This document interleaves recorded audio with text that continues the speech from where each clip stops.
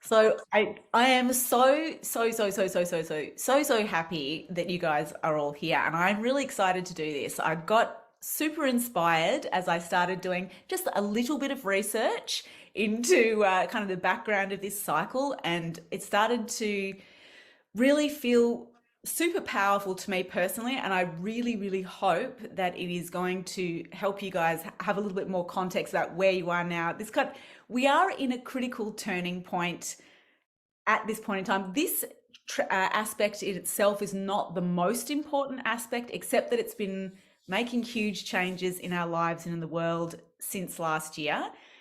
The next few months are big, really big outside of this aspect, and March next year is a big shift. There's a lot of stuff that is going to be changing, and what's really powerful about this aspect, and we're going to get into this in a second, is that it's really kind of helping each of us, if we can be conscious about it, to establish the frame that we're wanting to move forward for the next 10 years.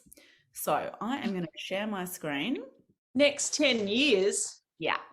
No pressure. Yeah, we got to get our shit together. I know what I'm doing for the next 10 years. This is so exciting. Well, and the thing is also that some of it, we don't need to be super clear about it. That's the other thing. It is we have 10 years to work it out. So yeah, basically this is the closing square of the Saturn-Uranus cycle, which began in 1988. We're going to kind of go through that. So as I mentioned, the point of this whole kind of workshop is to have a little look at some of the shifts, changes, breakdowns, innovations, and also the trajectory that we have personally been on during that time that should give us hopefully more clarity about what we're trying to establish and how we can tweak things here in order to achieve the kind of mastery we're after in the next 10 years. So as I mentioned to you guys, and for those who are watching, there's a lot of information here because I started going down a rabbit hole. It's really fascinating. Don't feel like you have to understand it, remember it, absorb it. I want you just kind of to let it wash over you. But if there are things that it triggers for you, memories of particular events or big themes that were unfolding for you, write them down because it could be helpful to kind of, to get a bigger picture of what has been unfolding in your life and where you are now. Okay, so the Saturn-Uranus cycle is, the Saturn cycle, as most people know, is 28 to 30 years. That's the kind of most famous of the synodic cycles. And a synodic cycle is any kind of process of relationship between any two planets. And the Uranus cycle is much longer. It's an 84-year cycle. But together, the two of these planets have a cycle that is around about, between sort of 42, 45 years. And that means that every 10 years we have what's called a hard aspect. And hard aspects are, it's not kind of like, oh, these are hard and terrible necessarily. It just means that they are impactful and we all notice them. When there's a soft aspect, like a sextile or a trine, they're not so noticeable because they're just kind of flowy and fluid. But when we have a conjunction, like big things happen. When we have a square, big things happen, and oppositions, big things happen. So this cycle began in 1988. And the conjunction was in Sagittarius. And I'm going to go into that in a little bit in a minute too, but I just want to run through these dates. 1999 to 2000 was the first quarter square. And at that first quarter square, Saturn and Uranus were in opposite signs to where they are now. So we're kind of in the reverse position to where we were in 99, 2000. Saturn was in Taurus and Uranus was in Aquarius. And then the opposition, when the two planets are kind of facing off with each other, was 1998 to 2000.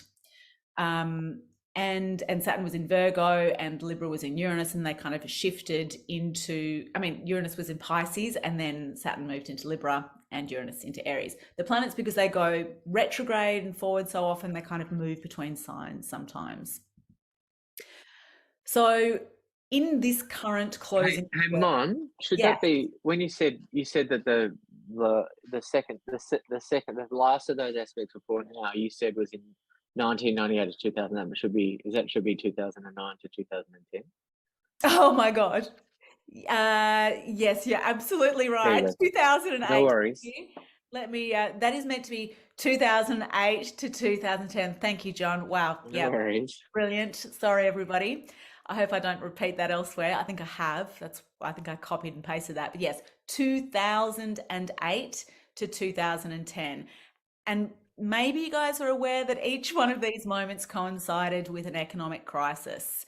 That is one of the key signatures of Saturn-Uranus. Not the only signature, but definitely a key signature that we have kind of economic crises, which we're seeing, of course, repeat now. So some of the characteristics of this particular closing square, because it starts at the conjunction, something is seeded and born. We're going to go into this in a little bit. Then in the opening square, we kind of reach our first kind of big challenge of bringing something into reality that we're not sure what form it is, what it is exactly.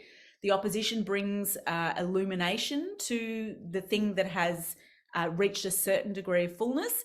And then the closing square is we're going to get to this in a second too, but it is like a crisis in consciousness where the thing that we have created, we have to kind of incorporate it into the way we share meaning with the world. And so Saturn is currently retrograde. So all through 2021, we've had Saturn and Uranus squaring off in this closing square. And sometimes one planet's been direct, the other's been retrograde. So they've been kind of moving forward. And when planets are forward and backwards, and when a planet is retrograde, it's kind of reflective, looking back over things, more inward looking. So at the moment, both planets, Saturn and Uranus, are retrograde. So there's this kind of revisioning, rethinking, revising, reflecting sort of energy that is at play here. Saturn is in a powerful place in Aquarius. It's in its domicile, it rules Aquarius, and Uranus is, from a modern standpoint at least, it's considered to be in fall in Taurus, and it's said to be exalted in Scorpio. So, and it kind of makes sense because Uranus is like instantaneous, enormously impactful, shocking change, and Taurus is the sign that is the slowest to change. The keywords for Taurus are "don't rush me." So for Uranus in Taurus, it can be really intense. And it also means that the kinds of changes that are happening, the shocks and unexpected changes that are happening, tend to be really slow and incremental. So this final closing square is what we call a partile square. So that means that it's at the same degree, but it's not exact like it was in 2021. So a lot of astrologers aren't considering this to be so important because it's not exact. But others, like myself, think that it is really interesting because it is going to be for 12 days at the same degree. And it's kind of like, and both planets are retrograde. So it's really like a check-in about all the growth we've done over the last 2 years. And it's kind of like a stress test. It shows us where the foundations are strong and looking good and where we need to make adjustments. Closing squares are all about changing, shifting, and the changes that need to be made in order for the thing to become what it's meant to be. And the influence of this closing square, will still feel it up until December. So it's powerful. And yeah, anyway, so just a few keywords about Saturn and Uranus. So Saturn is the god of time, and it is really deals with the material realities of things, the limits and the boundaries of reality. It also deals with concepts like maturity, gravity, melancholy, mysticism, wisdom. The classic ones are patience, discipline, slow growth, structures, stability, foundations. We also see it showing up in things like domination, oppression, but Saturn also rules those who are kind of outcast in society, the outsiders, those who are marginalized, as well as old people, as well as authoritarian, dictators. They're all kind of Saturnian, like totally polarized,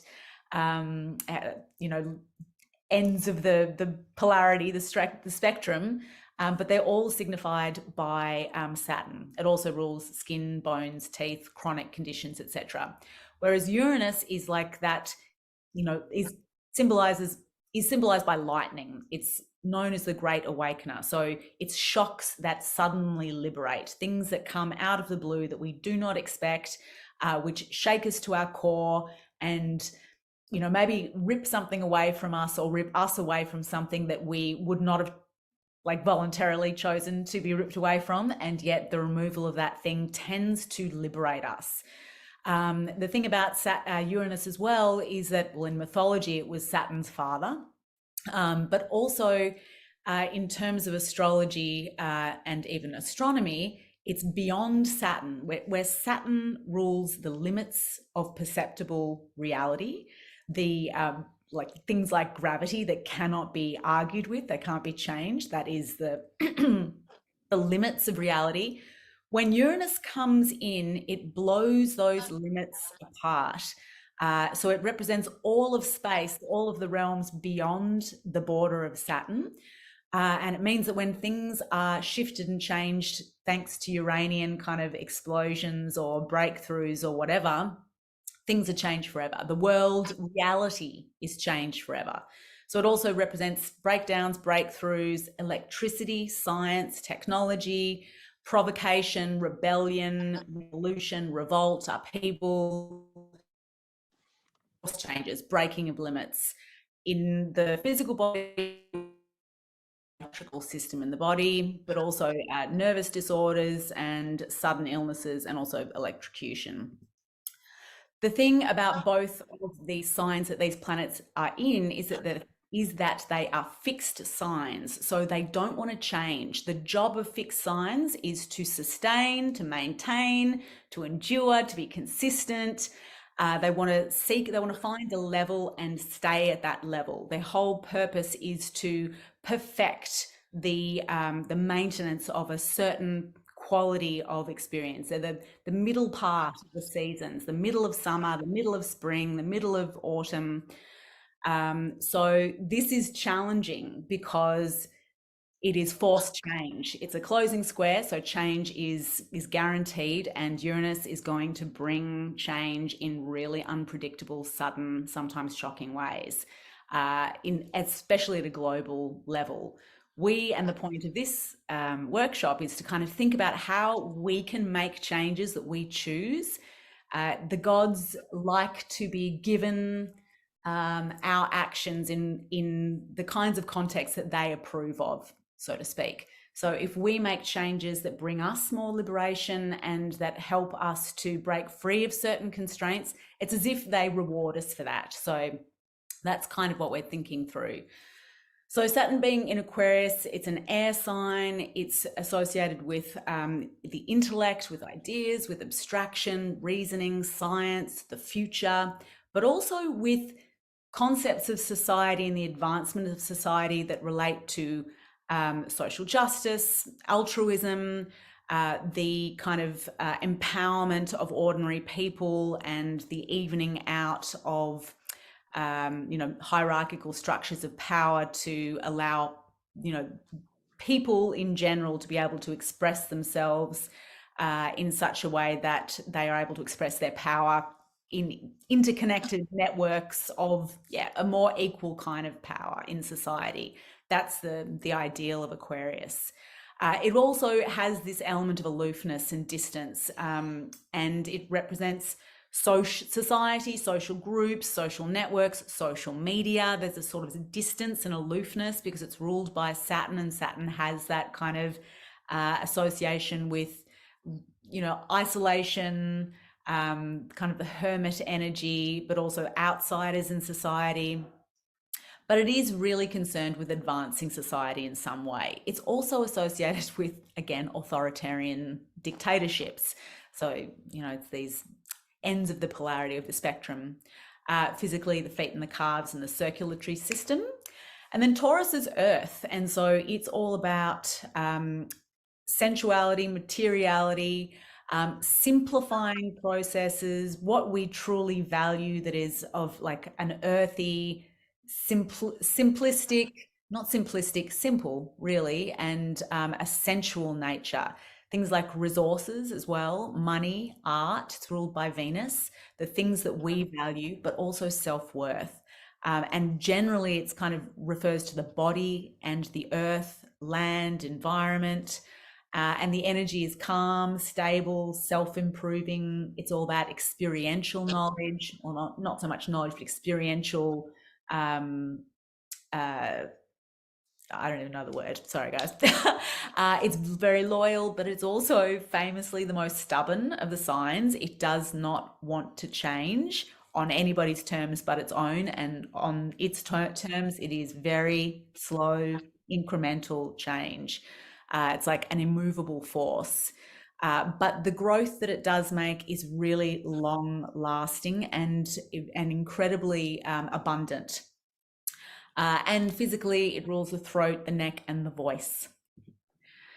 So Ren Butler is an astrologer who does these great kind of cookbook combinations of planets and the energetic and sort of characteristic qualities of planets in combination. So he describes the combination of Saturn-Uranus as responsible and balanced freedom, careful, cautious change, incremental openings and awakenings, the kind of process of successively facing problems and then finding solutions for them, the liberating side of structures and routines, cautious experimentation. So you can see the combination there. The cautious is Saturn, experimentation is Uranus, steady progress, steady Saturn, progress is Uranus, freedom, Uranus through structure, through Saturn, and simplicity is kind of very Taurian here.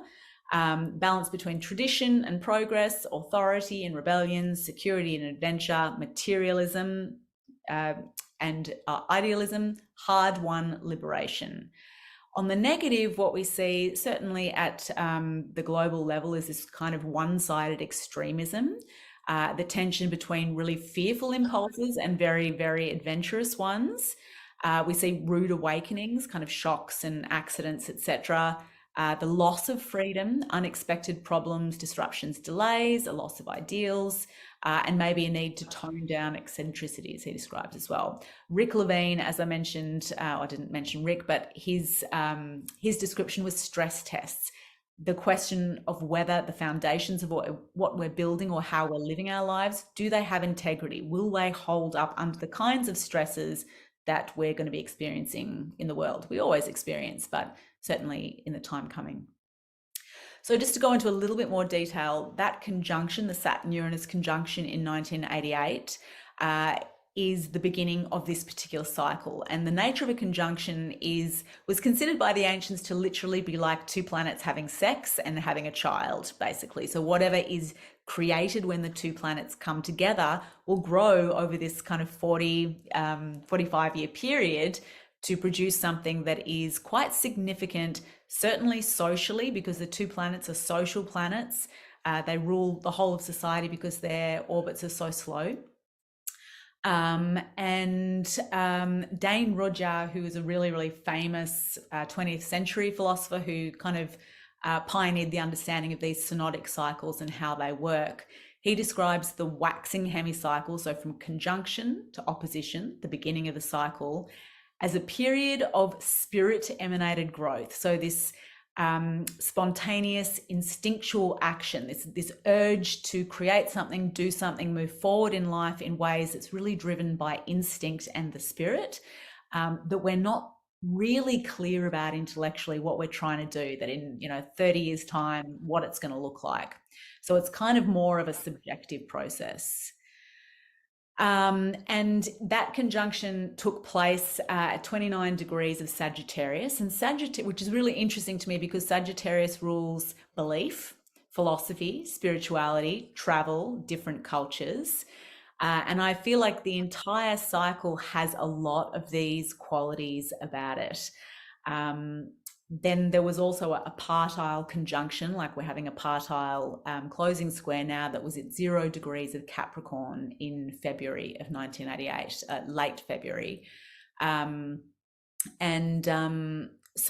I might have made a date wrong there. It looks like my dates are incorrect there as well. But the general gist is that, February, early 1988 and then mid 1988, we had these conjunctions.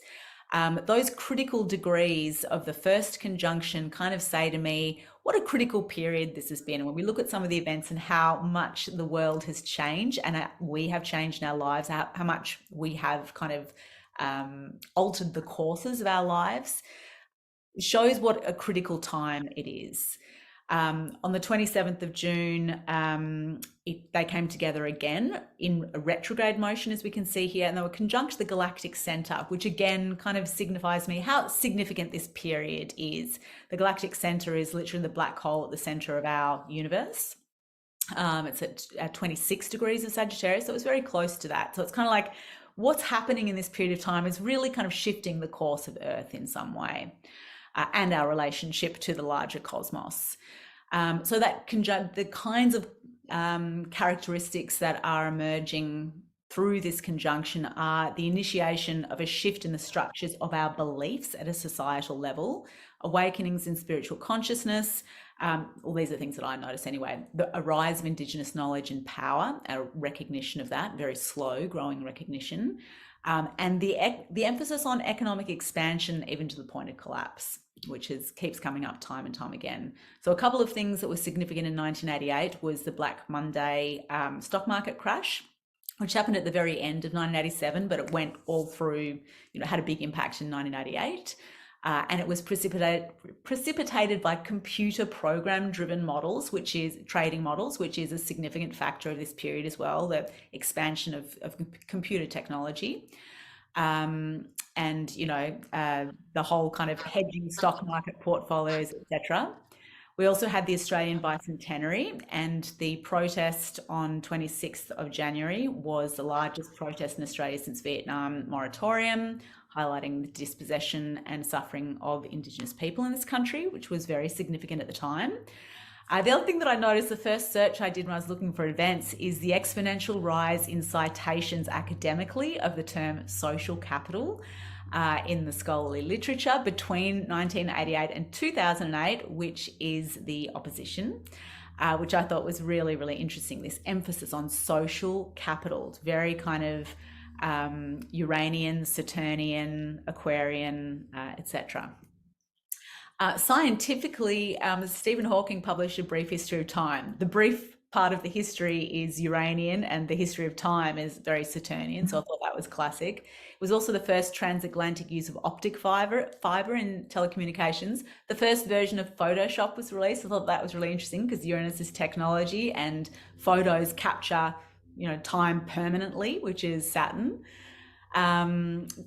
The NASA scientist James Hansen used the term global warming for the first time in testimony to the US Congress, really bringing that to public attention, and the Intergovernmental Panel on Climate Change was established. And the Netherlands became the first country after the US to gain access to the internet, and an official connection was established in Europe and Sweden. And Tim Berners-Lee talked openly for the first time about his plans for the World Wide Web. So pretty critical initiating events in 1988 that I certainly was unaware of at the time. Awesome. Okay. Anyone else want to say anything while I'm racing my mouth off at 100 miles an hour? No, we're good, just soaking it up. Mon, can I ask a dumb question? No dumb questions. Yeah, but there are. Well, but no, go. Yes. So, so you talked about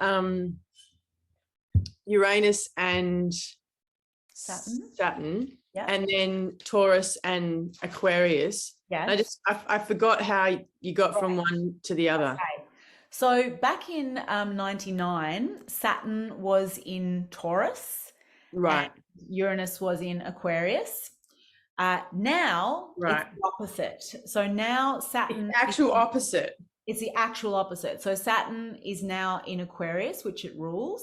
Back in 99, Uranus is also the modern ruler of Aquarius. So we're having this interesting kind of shift in who's leading in this tension between the two planets, right? And the interesting thing about these two planets is that they both rule Aquarius. They're both kind of forward oriented. Like, what is the future going to be? How are we going to make the future?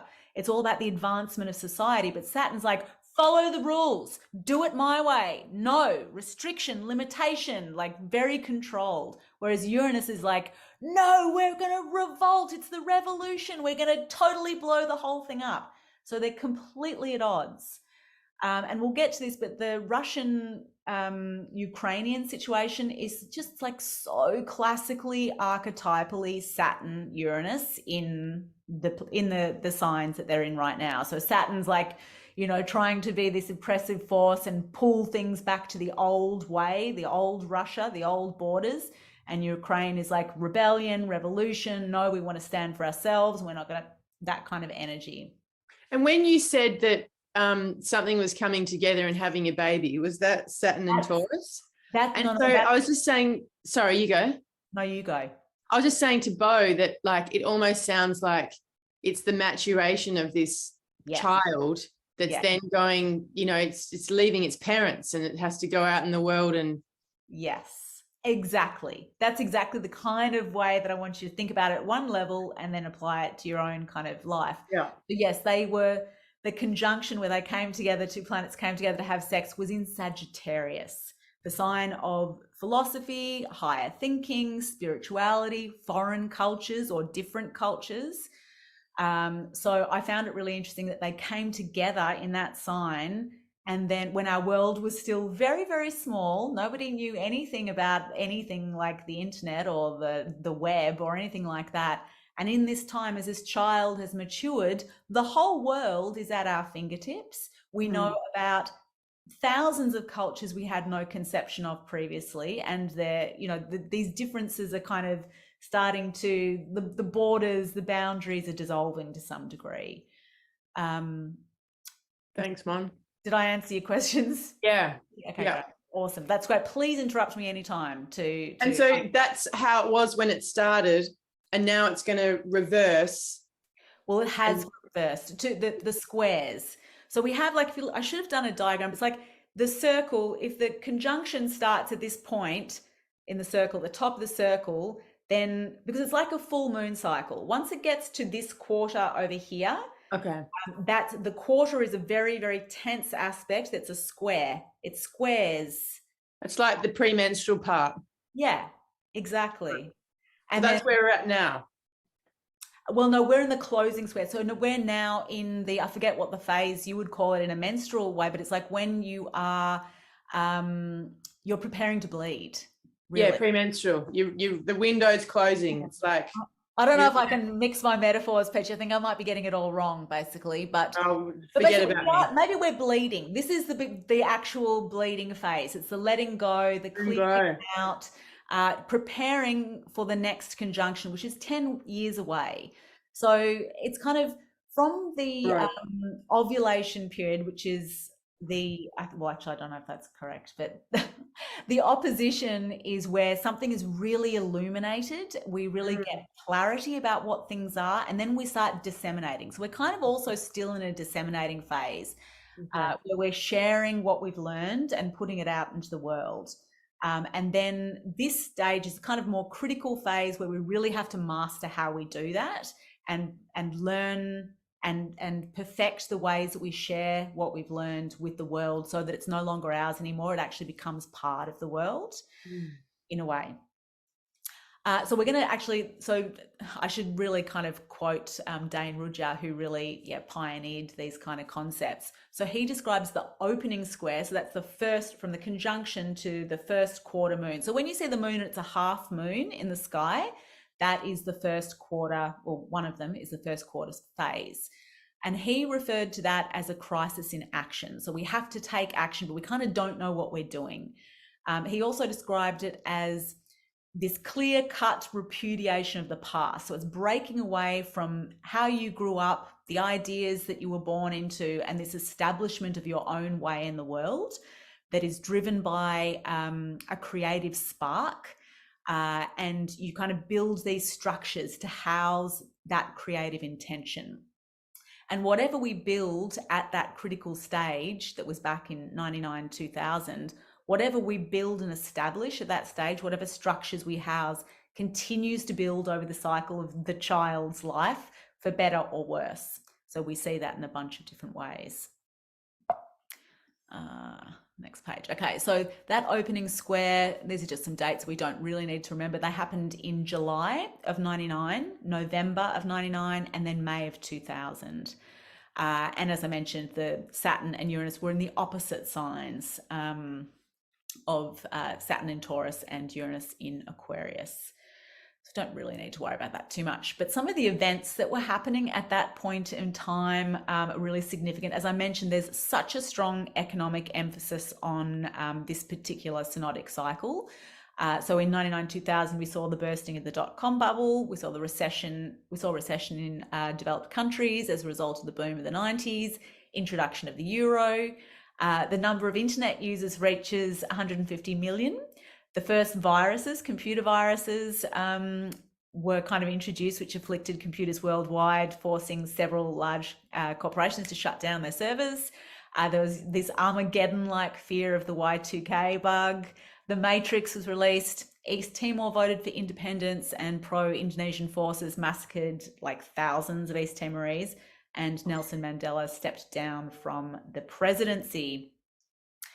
And then any questions or comments about that? Anything else that you can kind of remember at that point in time that's worth mentioning? Nothing? Okay. But you get the kind of, the gist is that, you know, there's this economic emphasis, but also this growth in technology and the spread of like connection, but also that kind of authoritarian versus liberation of the people kind of energy that we're seeing in each of these aspects, but in different ways. And then we come to the opposition, which is the last aspect we had.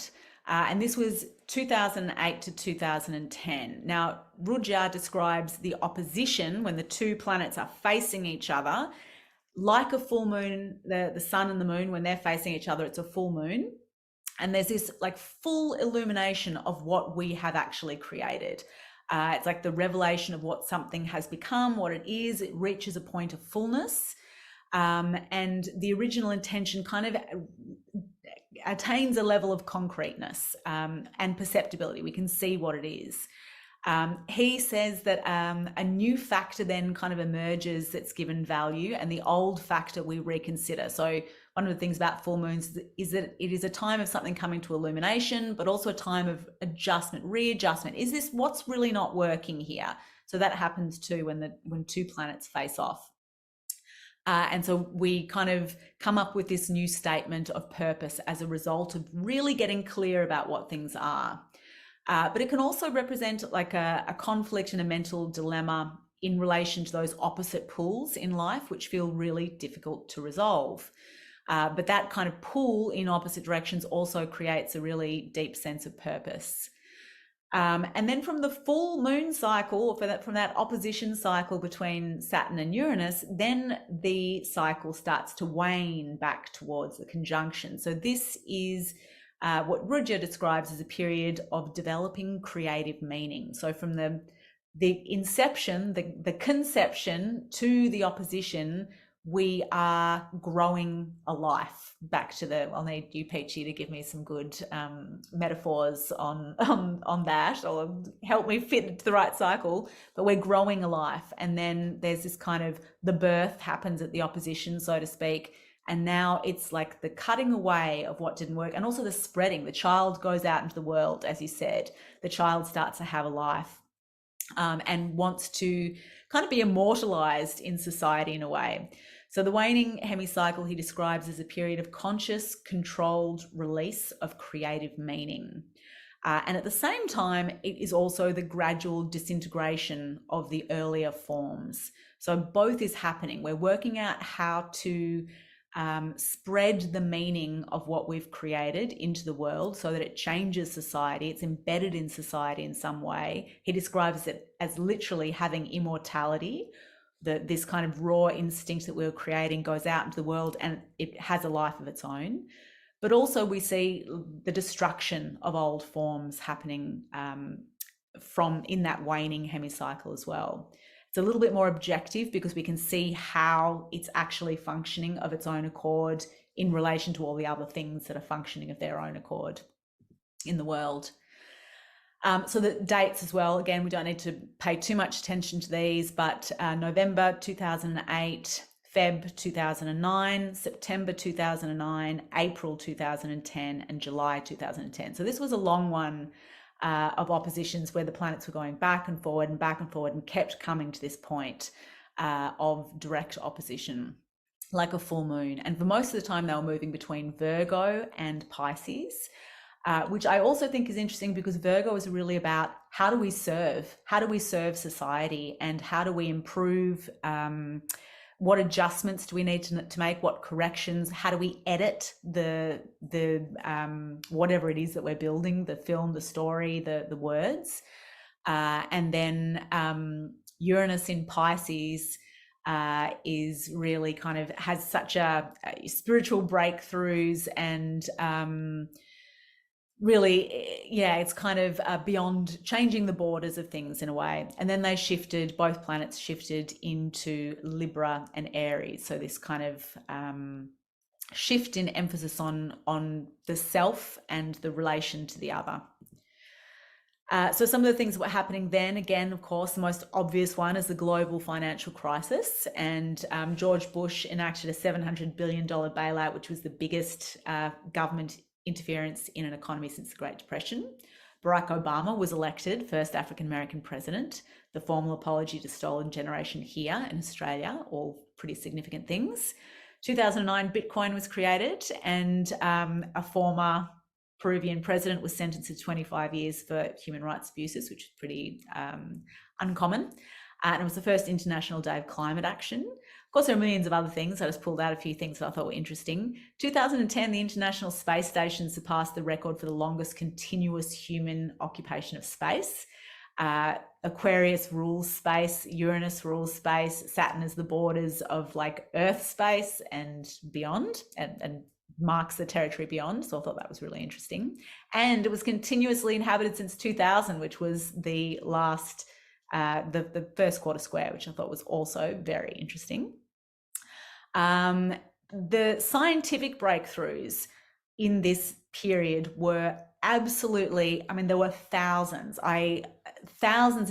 I thought that was fascinating with the opposition, because there is this illumination of things, and so many of the scientific advancements were the recognition of something, the illumination of something. So the recognition that Neanderthals had interbred with humans as a result of sequencing the genome, the Neanderthal genome.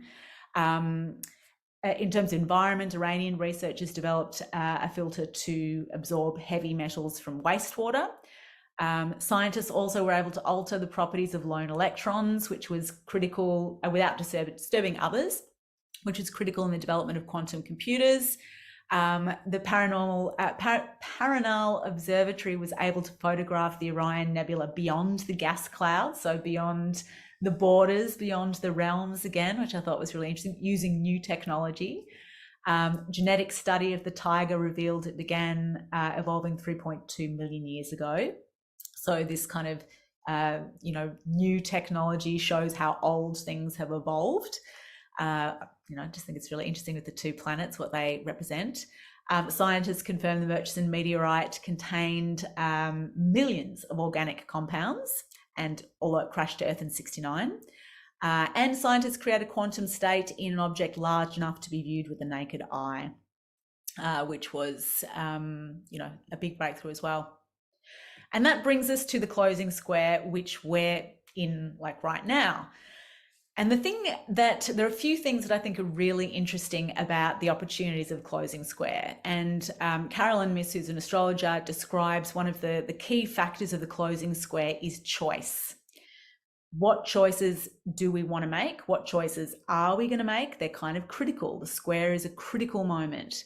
And she describes it as ideas, methods, or relationships which were perfectly suitable earlier are now expendable, possibly even turning toxic. And you can tell which ones because they've lost much of their meaning and feel increasingly empty. So the other thing, as I mentioned about the closing square, is that, it's about choices, but it's also about what we need to cut away, what needs to be shed, what is not going to stand the stress test of time. And Rudyard describes it as a crisis in consciousness, and it's a moment when we're formulating the meaning of the thing that we're creating in our lives and sharing it with others, and sharing the value of what we've been working on with others, which I think is also really kind of relevant to a lot of us right now as well. It's like, that's where many of us are at in life. Like, how do we put this thing out into the world? How do we share it? How do we make an impact? He also described it as the crucial disintegration of existing dynamics. So something has to break, something has to give way, there has to be a shedding. And this time, instead of this kind of instinctively driven urge or the instinct to create, now it is the development of a consciously willed purpose. It's very conscious, and it is all about developing creative meaning. So the power of the well-formulated vision spreads throughout the individual's social following or spiritual group, Ruja says, which financially, socially, psychically sustains the individual. So I like that too. It's like sharing what we've got, what we're coming up with, refining what it is that we're sharing ultimately sustains us. It contributes to society and it ultimately sustains us.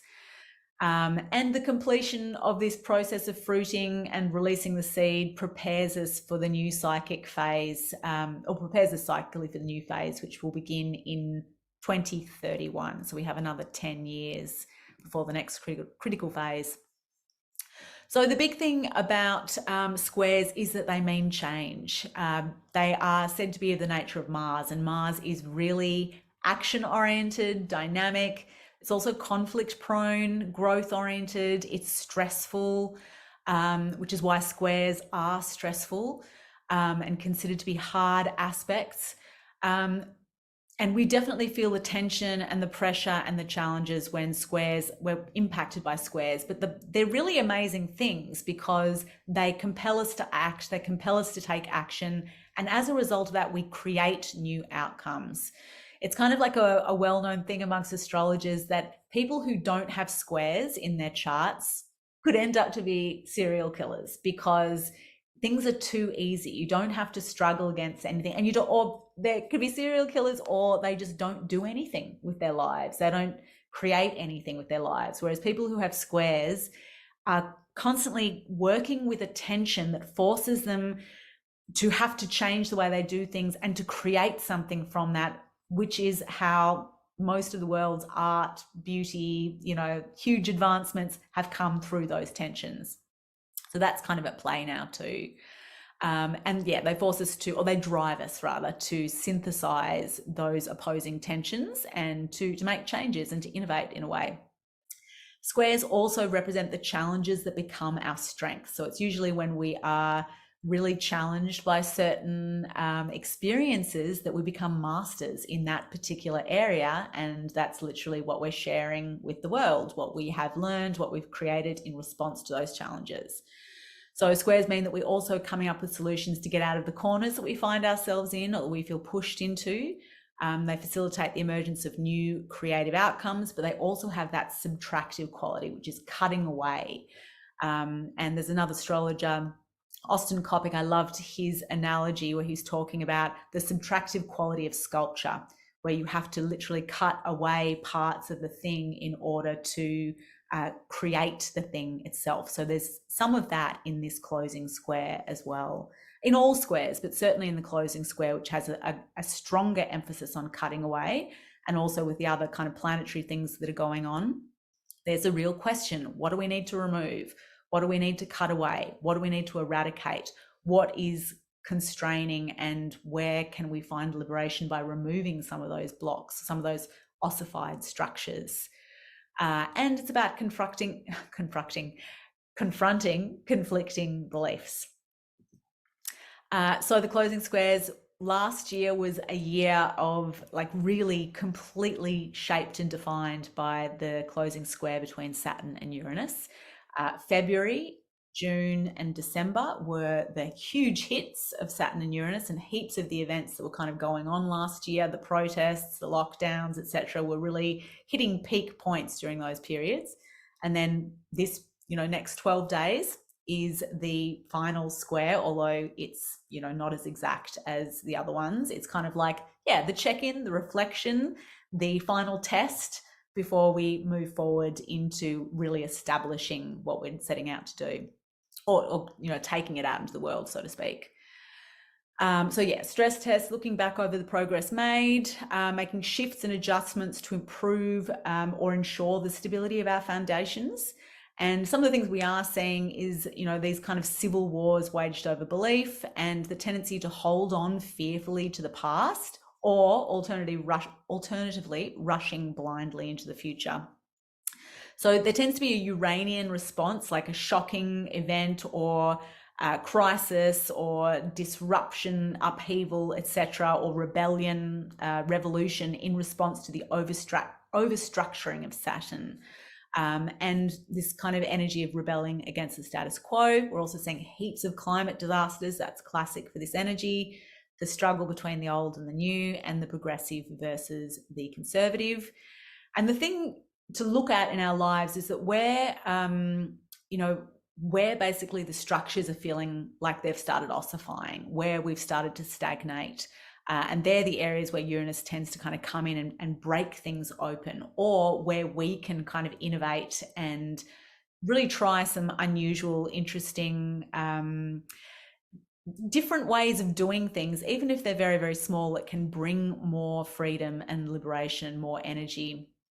And it's that idea that if you don't choose change, change will choose you in this period of time. And the change that chooses us sometimes can be a lot more difficult than the change we choose. So there's this really strong encouragement to consider, like, where am I feeling stuck? Where am I feeling stagnated? Where am I feeling like I've lost freedom and a sense of kind of liberation? And what structures could I shift and change? And remembering those qualities of the combination of the planets is that it doesn't have to be like huge overhauls of things at this point in time. It's just small, incremental, courageous, sweet little changes.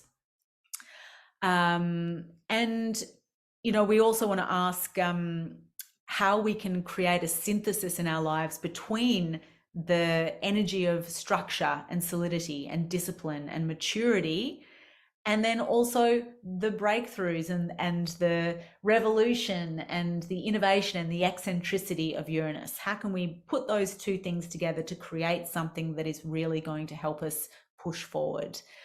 And the other thing about this energy is, and that tendency to swing from one way to the other, to cling to the old way for security, or to break the whole thing open and like just go forward in like total rebellion and revolution, is that neither of those ways work very well.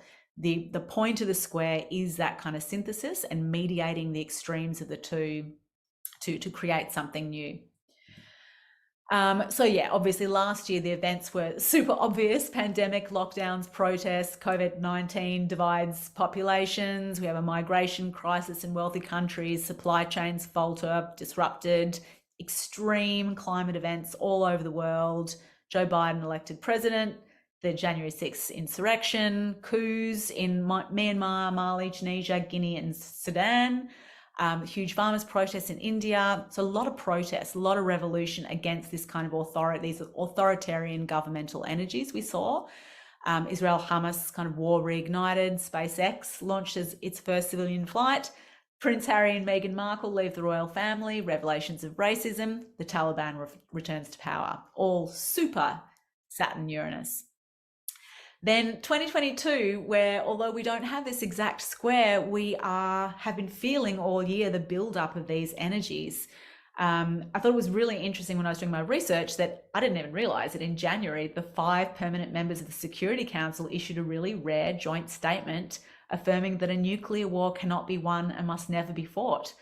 I had no idea. I thought it was really interesting. And then in February, Russia invaded Ukraine, and there's been this threat of nuclear war ever since. Government sanctions, global sanctions on Russia throughout the world. UN votes to suspend Russia from the Human Rights Council. The Ukraine war impacts food, energy, resources, and economy all over the world. Inflation soars. Albo's elected Prime Minister in Australia. The event Horizon Telescope reveals its first image of Sagittarius A, which is the galactic center, that 26 degrees of Sagittarius, which is at the center of the Milky Way. Pakistan declares a climate catastrophe, 2/3 of the country underwater, millions displaced. Another thing I didn't realize was that Salman Rushdie was stabbed 5 times on stage before giving a talk in New York. And the amazing thing about that is that he published Satanic Verses in 1988, the very beginning of that cycle. Liz Truss elected Prime Minister, Queen Elizabeth dies, Charles becomes king. Protests in Iran over the killing of Mahsa Amini over her incorrectly worn headscarf has led to women-led protests all around the country calling for regime change. The British pound has completely crashed and the Bank of England has intervened to buy unlimited quantities of government bonds at an urgent pace. Like, the economy is really getting a bit freaky. Then we had the Optus data breach this week, which is the biggest in Australian history, and the hacker demands crypto ransom, very Uranian, and then backtracks. Very, very, very interesting. We have the first fascist government elected in Italy since Mussolini, following far-right grains all across kind of Europe, France, Spain and Sweden, but more countries going that way. Hurricane Ian devastates Florida. Russia makes its largest annexation of foreign territory, 15% of Ukraine, like yesterday, since World War II. And Lula, who is platforming on equality and the protection of the Amazon and Indigenous people, is taking a lead in the Brazilian pre-election against the far-right President Bolsonaro, but there are fears that he will conduct a coup if he loses. So, all very interesting. So that brings us to looking at the charts.